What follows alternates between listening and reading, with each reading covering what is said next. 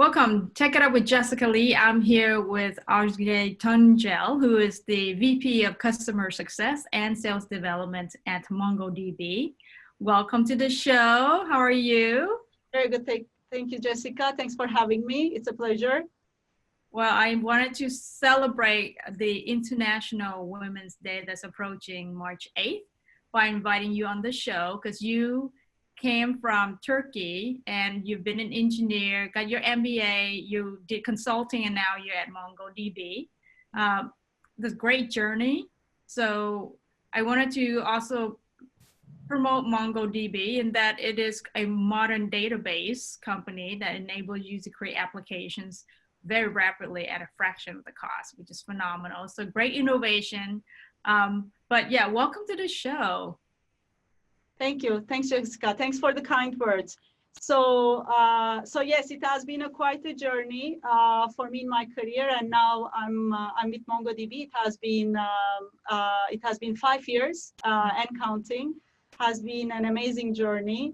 As you said, MongoDB is a modern database. We are working to make developers out there even more productive every day. It's a different era. By now, it's cloud native, it's mobile first. So it's a database, it's a data platform that has been built for that new modern world of applications out there. We are seeing a lot of industry trends that are pushing the modernization of databases and data platforms to the next frontiers. And MongoDB is definitely up there. Yes, I noticed you've been growing a lot and you have now almost, what, 2,000 employees? Yes, yes. But let's talk about you, because you went from doing consulting at McKinsey and now you are a VP. Tell us about the journey. How did you end up being in America, New York, and MongoDB? Oh, okay.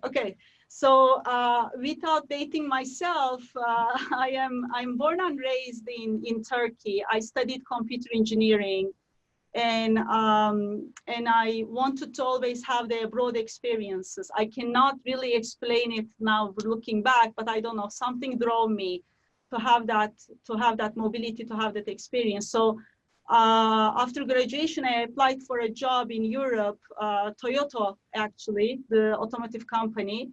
And I joined their European headquarters in Belgium, in Brussels, where I was there for 4 years.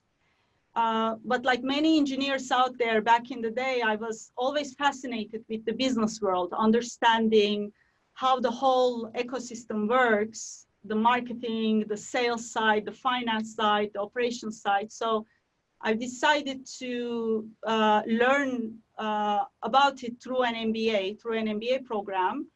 And that's, I applied, obviously, America is the center of MBA and business education. So I applied and I was lucky to get into Wharton Business School. And that's what brought me to America about 10 years ago. And the rest is history now. Now, when you look at your journey, you built this customer success program, and it was so successful that you were then invited to take on the sales development. So to some people, sales development is the pre-sales phase, and then customer success is the post-sales phase, and they tend to be two different departments. Why are you the VP of both departments? You know, like similarities are there. So I wanted to have you share that experience. Yeah, definitely. I'm very aware that it's not a traditional role or two hats that I'm wearing. And to be very honest, in the beginning, I also had my own questions and doubts about why they make even sense under one leader.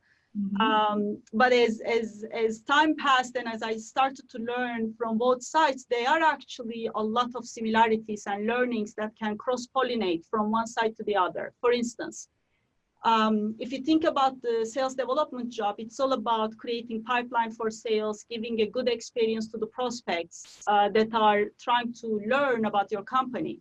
So there is a very, very large element of early customer success or early customer experience in the SDR world. And then on the CSM world, in the post-sales side, the primary role of a CSM is obviously retention, customer success, and advisory of the customers. However, it's actually a secret weapon of expansion in the accounts that you are dealing with. Because you're building trust, you're a trusted advisor. CSMs can be an amazing channel of creating new opportunities, understanding and finding out new projects in the account. So there are so many parallels to both worlds. And I think what I've learned, what I was humbled with, is this separation of pre and post-sales, division of the sales channels are actually going away. Yes. Because customers' demand or customers' preferences are dictating how as providers we need to engage with them. Yeah, and I think that's also because of the SaaS model. It's an ongoing sales development. There's no beginning, ending when it comes to subscription renewal model of business, right? Correct. Because renewals are not even an event anymore, like they were in the past with a subscription model. It's actually a continuous engagement. I mean, don't get me wrong, renewals still exist for some large, corporations or some large contracts out there, but they're not an event anymore. I see. So you're saying it's not like an annual date of renew. It's everyday consumption. Exactly. Everyday consumption, everyday value creation, everyday building trust and understanding with the customer. That makes it an event. But Yes. if we don't do a good job of a customer engagement and experience, then yes, renewal becomes this large, complex, sometimes very painful event. I want to turn to the women in tech and the progress that we're seeing in celebrating the progress. You wrote a piece about balancing being a new mom, working as a VP at the same time, and you found that actually forced you to be even more productive. And so maybe I thought it'd be nice for you to share your thoughts about that, the challenges and keeping work-life balance. Yeah. I mean, I guess life creates really high demands for everyone, and mine was becoming a mother. For others, it might be very different things, right?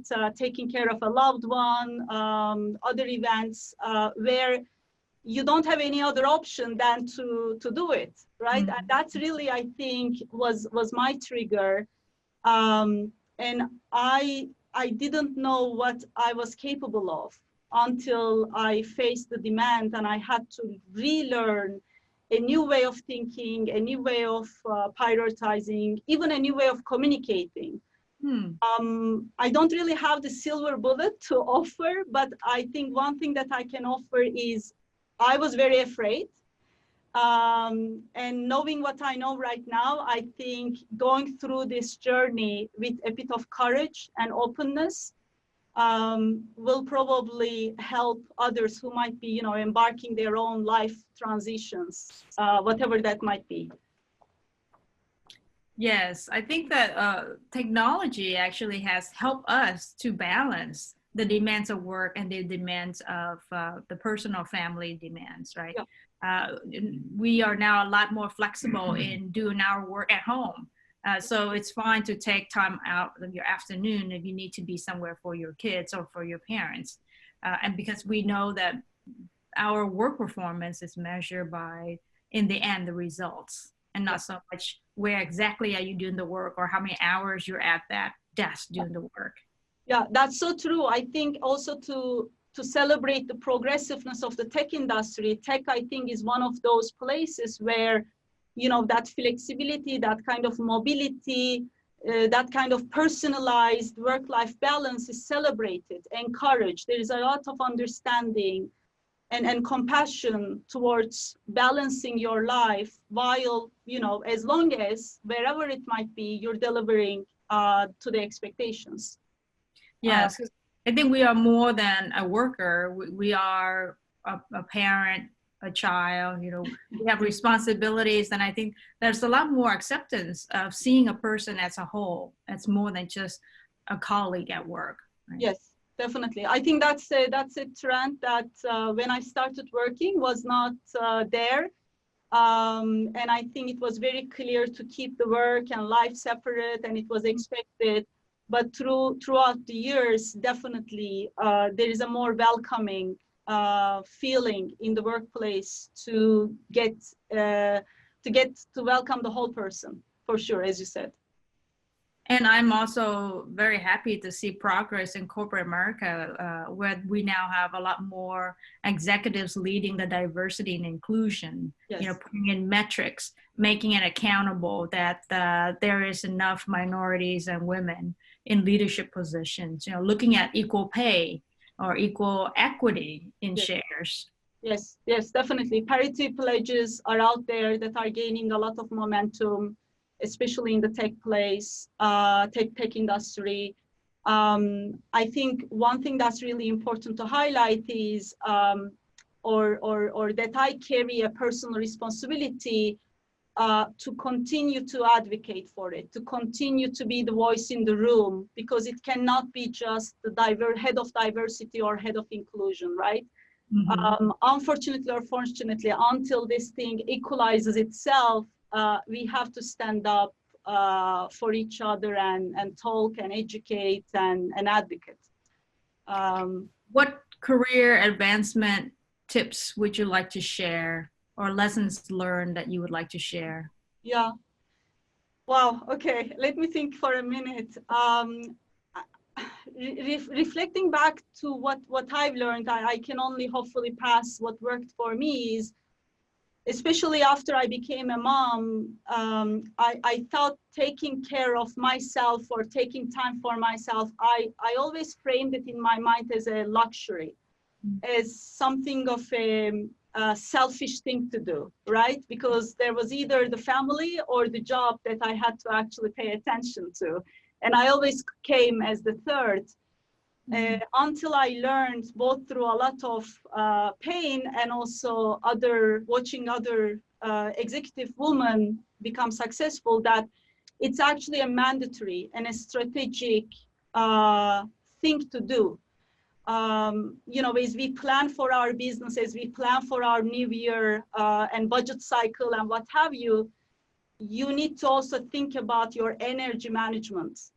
How you are going to spend or not spend your energy to keep on going, to keep on progressing. I think that was one thing that I didn't know and I learned, and I hope it resonates for whoever is out there listening for career management and career advancement. You're saying make time and prioritize your own personal growth. Yes, and whatever that is for you. Reading a book, going to gym, eating a healthy dinner, having a coffee. I don't know what it is. It's very different from person to person, but I guess find first what it is and then do really plan and incorporate it to your life. Good advice. Well, it's been a pleasure to have you on the show, and I appreciate that you're sharing your thoughts with us, Ozge. Thank you so much for having me. Appreciate it. There you have it, folks. Take it up with Jessica Lee, Ozge Tuncel from MongoDB.